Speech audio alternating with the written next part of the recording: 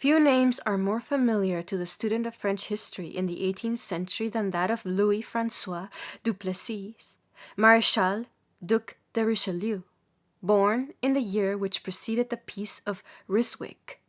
He survived until the very eve of the Revolution, and commanded an inordinate share of public attention, almost down to the day of his death, at the patriarchal age of 92. Contemporary memoirs and correspondence are full of his adventures.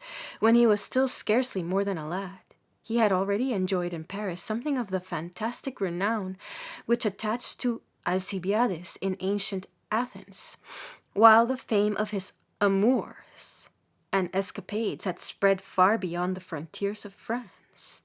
Spoiled child of nature and of fortune, handsome, debonair, witty, insinuating, magnificent, superbly brave, sublimely audacious, he dazzled the imagination of poets and historians as he dazzled the frail beauties of Paris and Versailles, and left behind him a name which will endure when those of infinitely greater and worthier men are forgotten.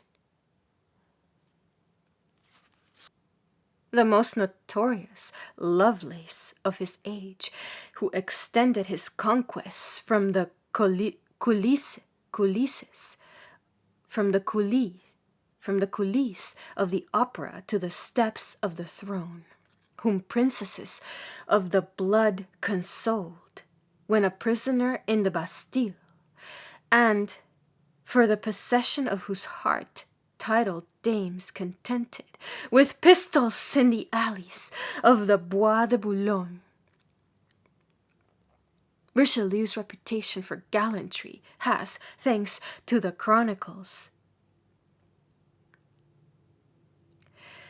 the most notorious Lovelace of his age, who extended his conquests from the coulisses of the opera to the steps of the throne, from princesses of the blood, consoled when a prisoner in the Bastille, and for the possession of whose heart titled dames contended, with pistols in the alleys of the Bois de Boulogne.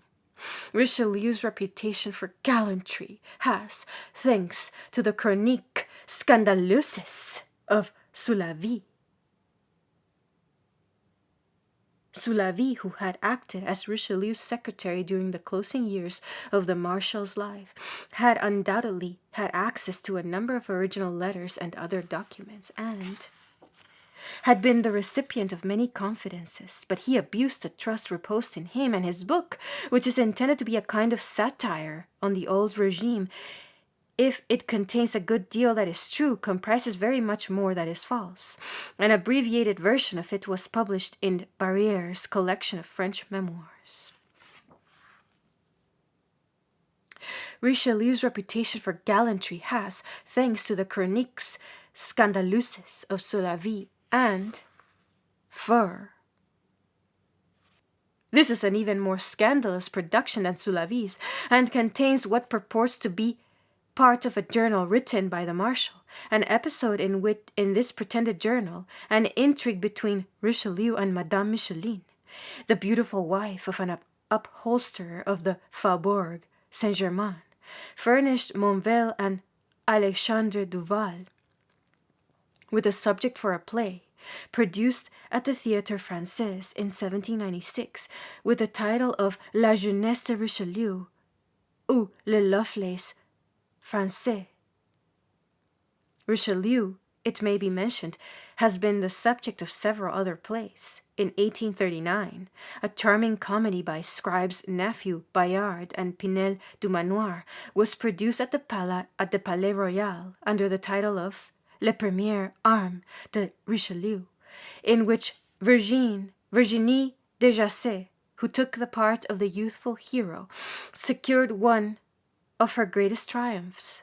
In 1899, A Court Scandal, an English adaptation of this comedy, appeared at the Court Theatre in London, and 9 years later a musical version, The Dashing Little Duke, was produced at the Hicks Theatre, with Miss Elaline Therese in the part which Virginie Desjacets has so successfully created.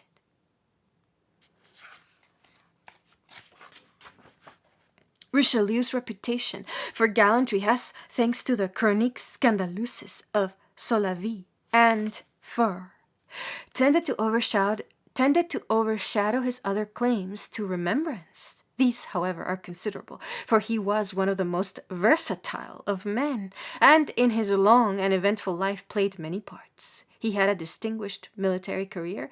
He was entrusted with important diplomatic missions. He conspired with his country's enemies, and, under a less mild regime than that of the Regency, would probably have lost his head. He was the intimate friend of Voltaire, who lent him money and professed for him a boundless admiration. The confidant of Louis XV, a noted wit, a dandy of the first elegance, a redoubtable duelist, and he had a hand in nearly every court intrigue of his time. In short, if he had been as impervious to feminine charms as the most rigid of devots could have desired, his career would still afford abundant scope for the biographer. For more than 80 years after Richelieu's death, the compilations of Solavie and Fore remained the chief authorities on the life of the Marshal. Then that charming historian, François de Lescure, published in 4 volumes his Nouveau Memoire du Maréchal de Richelieu, du Maréchal Duc de Richelieu, in the form of an autobiography. So successful was the author in reproducing the atmosphere of the court of Louis XV that it is not uncommon to find his opinions cited by English writers as those of Richelieu himself. Which proves that prefaces and introductions are by no means invariably read. In some other respects, Lescure's work is much less satisfactory since, though it makes most entertaining reading and contains much valuable information, the temptation to improve upon history has been too strong for the writer to resist. And when, as occasionally happens, the material which he so prettily embroiders will not stand the test of investigation, the reader's patience is somewhat severely tried. Thus, he devotes several pages to an account of the youthful Richelieu's experiences at the Battle of Denain, in which we are told the sang-froid which he displayed under his baptism of fire excited great admiration. Well, the Battle of Denain was fought on July 24, 1712, and we know, on the unimpeachable authority of Dangeau's journal, that Richelieu, or Fronsac, as he was then called, his father being still alive, did not even set out to join the army of Flanders until August 2nd. How then could he have been having horses killed under him on the banks of the Scheldt on July 24th? The number of important works on the social, military, and diplomatic history of the 18th century, which have appeared since Lescure wrote, have added materially to our knowledge of Richelieu, particularly in regard to his first imprisonment in the Bastille, his relations with the regent's daughter, Mademoiselle de Valois, afterwards Duchess of Modena, his mission to Dresden, his defense of Genoa, the Minorca expedition, and his campaign of 1757 in Germany.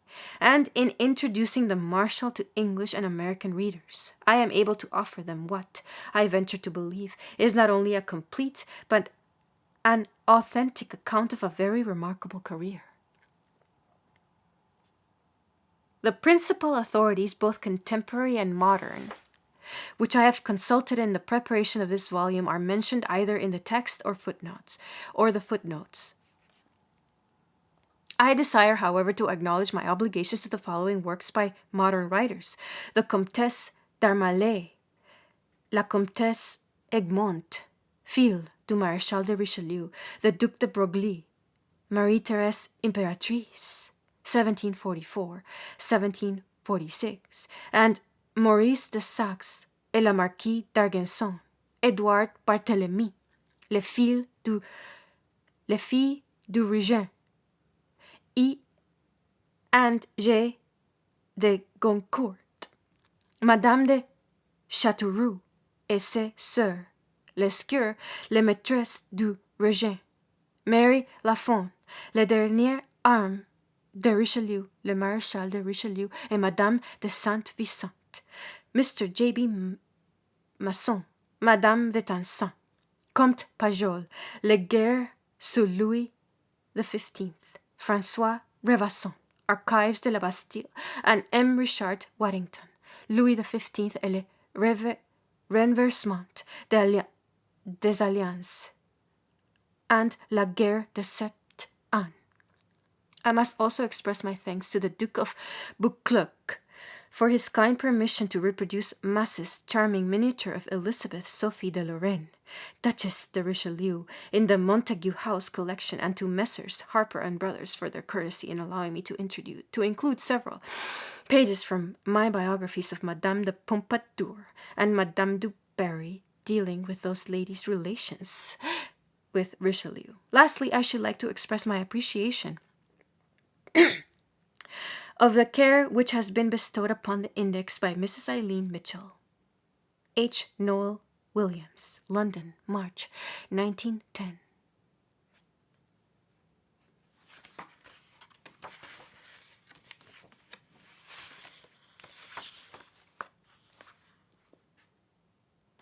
S'il les croyait à la sorcellerie, je dirais qu'il faut que ce duc possède quelque secret naturel, car il n'a pas trouvé une femme qui lui est opposée, la moindre résistance, toute courante après lui, que c'est vraiment une honte.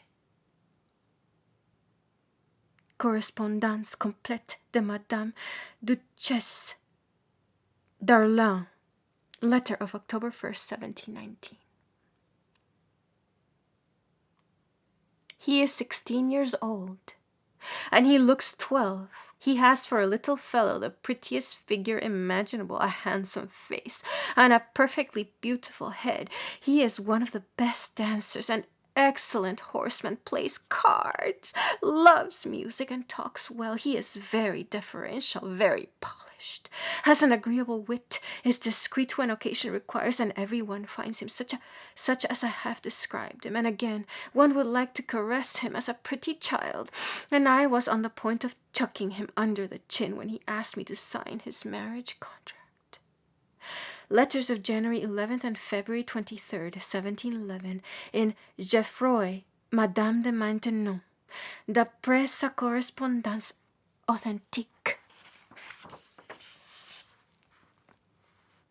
Thus wrote Madame de Maintenon to her friend the Princess des Ursines of the Duc de Fronsac, afterwards the celebrated Maréchal Duc de Richelieu. Other contemporaries confirm the account given by Madame de Maintenon of the impression created by the Duc de Fronsac at the court. Dangot writes, Thursday, 15th January. Marley. The king walked after dinner in the gardens. In the course of his walk, he spoke to the little Duc de Fronsac, who is very much the fashion here this visit. And in a letter of January 28th, the Marquise d'Auxelles said, Il Fronsac est pensée fort, jolie à la coeur. The defender of Genoa, the hero of Port-Mahon, the plunderer of Hanover, the representative of France at the courts of Vienna and Dresden, the combatant in half a dozen famous battles, the victor in 2 fatal duels, the confidant of Louis XV, the correspondent of Madame de Tencin, the counselor of Madame de Châteauroux, the enemy of Madame de Pompadour, the patron of Madame du Barry, the friend of Voltaire, the tyrant of the Comédie Française, and the most scandalous lovelace of a scandalous age, who extended his amorous conquests from the coulisses of the opera to the steps of the throne.